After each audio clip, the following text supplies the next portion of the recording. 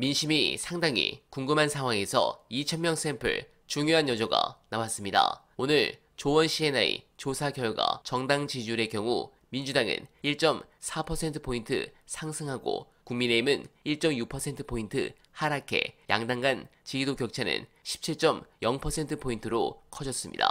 해당 부분은 조사 기간이 주말이고 25일은 부족한 표준만 잡았기 때문에 이재명 대표의 재판 결과는 소수만 반영이 된 상황인데도 이런 결과가 나왔습니다. 아무래도 국짐의 지지율이 좋지 않은 것은 제 생각에 한동훈 온가족 뚜르킹 사건으로 인해 여권 지지층이 분열한 것도 큰 역할을 한 것으로 보여집니다. 한편 이재명 대표의 차기 대권 지지율은 압도적입니다. 2위인 인조인간 한동훈과 막대한 격차를 나타내고 있으며 당대표 적합도 역시 이재명 대표는 과반을 돌파하며 압도적인 상황입니다. 재밌는 것은 개장수당에서는 역시 이재명 대표를 싫어하는 이직들이 많은데 여기는 야당이 아닙니다. 언론들은 8표, 이탈표를 얘기하지만 11표가 필요하다는 것 말씀드리면서 반면 윤두창은 지지율이 반등했습니다. 해당 부분은 이렇습니다. 이직들이 희망하는 건 경제를 살리고 민주주의를 회복해라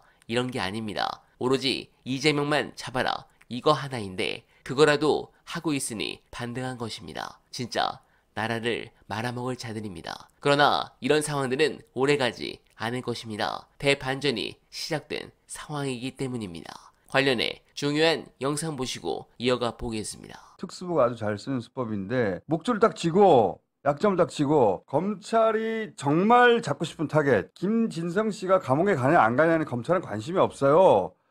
이재명을 잡냐 못 잡냐 관심이 있는 거지. 이재명을 잡기 위해서 목줄을 딱 쥐고 김진성 씨로 하여금 증언을 번복하도록 진술을 번복하도록 압박한 거 아니냐? 기술이 들어간 거 아니냐? 이렇게 의심이 드는 거죠. 왜냐하면 김 씨는 처음 검찰 조사에서는 위증이 없었다고 말해요. 위증이 없었다. 처음에 위증 안 했다. 이재명도 사실대로 말하라고 했다. 이렇게 진술했습니다. 실제로 내용이 사실대로 말하라는 거 아니에요. 그런데 이 양반이 작년 3월에 구속영장이 청구됐다가 기각이 되거든요. 그 이후에 이분의 말이 바뀝니다. 도지사 말을 거부하기 어려워서 이재명이 시켜서 위장했다. 김진성 씨는 말씀하신 백현동과 관련한 74억 원 알선 수재 사건 말고도 도감청 탐지장치 납품 관련 알선 수재 사건 그리고 골프장 납품 관련 사기 사건 이렇게 3가지 사건에 얽혀 있고 도감청 탐지장치 납품 관련 알선 수재 사건도 기소가 안 됐습니다. 그러니까요. 김진성 씨가 왜 위증했지? 이재명이 시킨 거 아니야?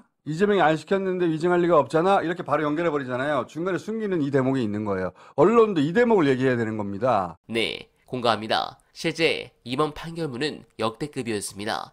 잘 알려지지 않은 부분 중 하나가 있습니다. 실제로 이재명 대표에 대한 적대적 태도를 보이면서 이재명 대표를 검사 사칭의 주범으로 몰아가는 분위기가 있었던 걸로 보인다라는 대목이 있습니다. 즉, 이 문제의 핵심적인 부분인 검사 사칭 관련해서 조작이 있었다고 보여진다는 판시입니다. 그 외에도 판결문을 보면 2심에서 재판을 뒤집기가 어렵게 만들려고 한 게 아닌가 싶을 정도로 하나하나 따져서 완벽하게 검찰을 묻어버렸습니다. 즉 가장 문제가 될 걱정했었던 대선 전 대법원 판결이 나올 기소 부분에서 완벽하게 털어냈다는 게 중요합니다. 이재명 대표께서 이런 부분 때문에 조금이라도 힘을 내시고 여러분들도 힘을 내시길 응원드리며 어날바는 오늘도 최선을 다하겠습니다. 여러분 고맙습니다.